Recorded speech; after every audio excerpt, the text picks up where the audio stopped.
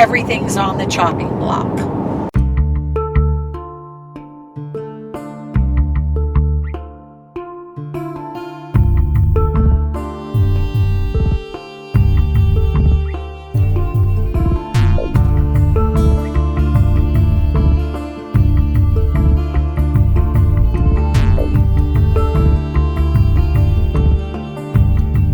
Last Friday, 5 agents came to see me to tell me that what we were claiming had been done back here did not happen.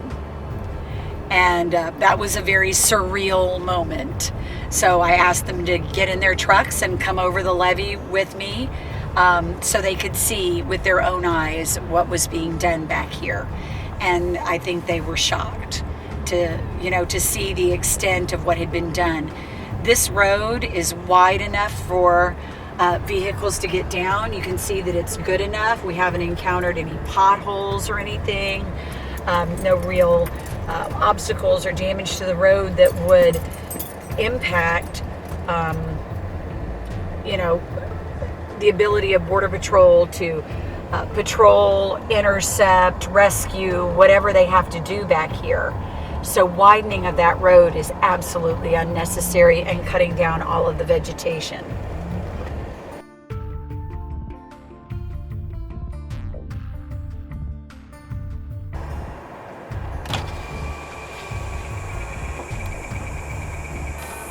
How are you? I'm sorry? No, I'm the director of the Butterfly Center. This is our property. Thank you. The federal government has the right to eminent domain, so they could effectively seize our land.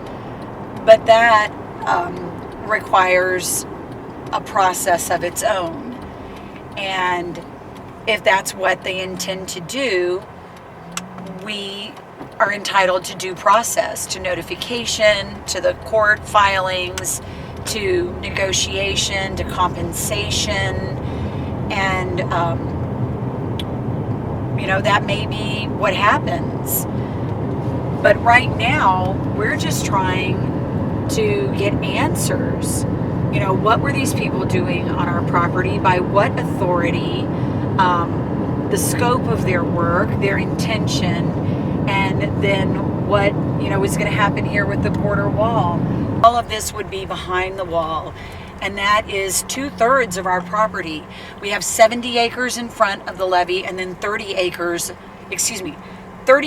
front of the levee and 70 acres behind the levee, or between the levee and the Rio Grande River. So we would be losing the investment and the access, presumably, to 2/3 of our property. The Real ID Act of, I believe, 2005, the federal government passed that act exempting themselves from 37 laws of the land. So those statutes, the National Environmental Protection Act, the Migratory Bird Treaty, the Clean Water Act, the Endangered Species Act, and a whole slew of other ones, including those that apply to religious sites, archaeological digs, historical landmarks. All of the statutes that protect those, including our water and air, are waived for the construction of the wall. The feds have exempted themselves from having to follow the laws of the land where this project is concerned. So La Lomita Mission, even though it's holy ground and a historical landmark, is at risk, along with our endangered species like the ocelots, our natural treasures, our national refuges like Santa Ana. Everything's on the chopping block. And we received a grant from the Fish and Wildlife Foundation, not the federal government, to do this planting, this habitat restoration for monarchs. And a lot of people have heard about the monarchs and how their population numbers have dramatically declined by the millions, how they may be added to the endangered species list. And so creating habitat for monarchs, their native milkweeds, as well as seasonal nectar for the spring and fall migration is critical. And about 40 acres of this will be planted with those milkweeds and nectar plants. So all of our property, this 100 acres, used to be an onion field.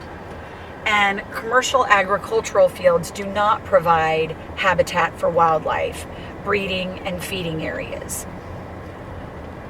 That's why we've spent the last 15 years revegetating this land, putting our native trees and plants with a real focus on host and nectar sources for butterflies here.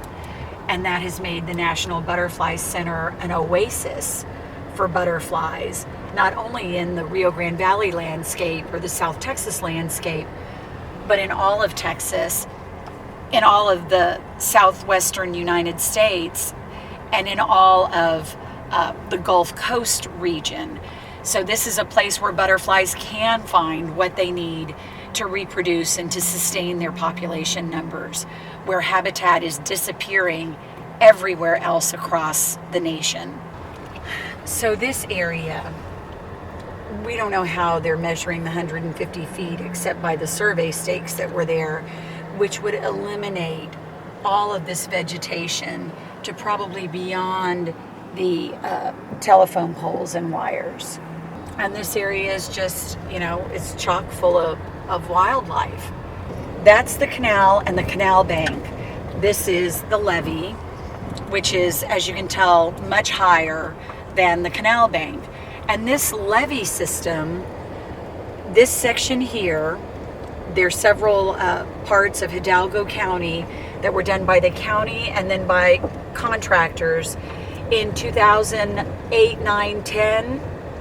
And they were complete and intact, sound and compliant to FEMA and the U.S. Army Corps of Engineers standards in 2010, 2011, and they held back the floodwaters from Tropical Storm Alex in 2010. So in terms of fulfilling their purpose for flood control, these levees are just fine. There's no reason to put a wall on top of them or a border fence or whatever they're going to call it. It is not a flood control project and shouldn't be done on top of the levee. The IBWC, the International Boundary and Water Commission, has an easement for the levee. In fact, it may be that the U.S. government has an easement on the levee, but nowhere does it say that that's for security projects, national defense, immigration control, anything other than flood control. We're being told that our border wall or border fence, that the extent of the work they intend to do on our property may only be this, or may be equivalent to this, with a very short fence or rail like that. I don't know how that is a barrier to immigration, but we've yet to see any sort of proposed or final design. Right now, only about 5% of our native habitat remains for wildlife in the lower Rio Grande Valley. A significant portion of that is in the lower Rio Grande Valley Wildlife Conservation Corridor, of which we're a part. And if the border wall goes in and through all of our properties, about 4% of the 5% of native habitat that remains will be behind the border wall. And so that's going to cut off all of the wildlife that live in those areas. People say, oh, so what? Butterflies and birds can fly. Well, there's 7 families of butterflies, and not all of them are high flying. We don't know what the proposed wall looks like. We don't know that there will be gaps in it for the butterflies to fly through. We don't know how high it's proposed. Monarchs and swallowtails, the really large butterflies, they do fly high. They won't have any problem getting over whatever structure. But members of other families of butterflies, like the little blue ones, all of their nectar and host plants are very small. So those butterflies are programmed to stay near the ground. And so they won't be able to fly over the wall. The other thing is their habitat, their host plants, the vegetation that they need may be eliminated. So we already know loss of habitat, drought, disease, development are affecting the survival of wildlife everywhere. And we're going to deliberately inflict more of it here in the land that has been set aside as a refuge for them, as areas dedicated to environmental education and conservation.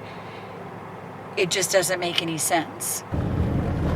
Another thing about walls is the Government Accountability Office in February of 2017 released a 75-page report where they admit that although we've had parts of the wall, various versions of it, constructed along the entire southwestern border of the United States for a decade or more, they don't know that they really improve security or impact our ability to control illegal activity.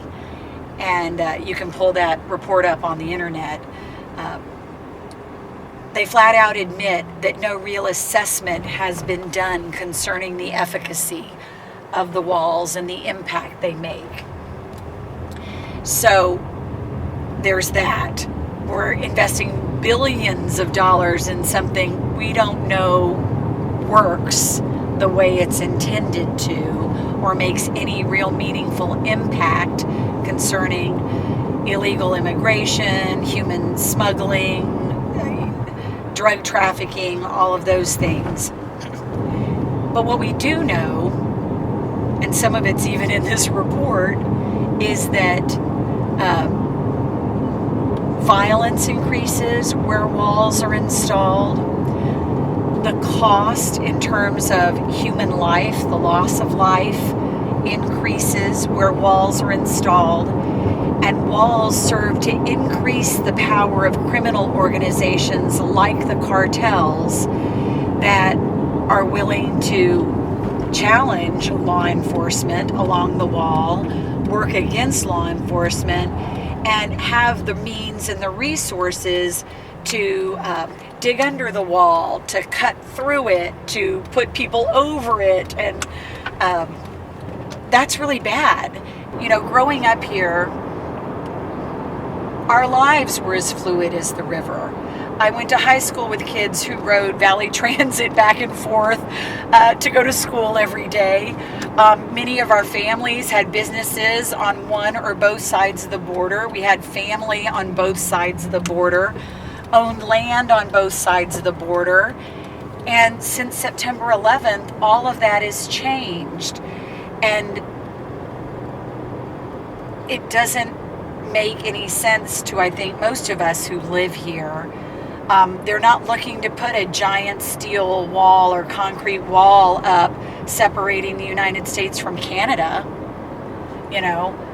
Why are they doing it along the southern border?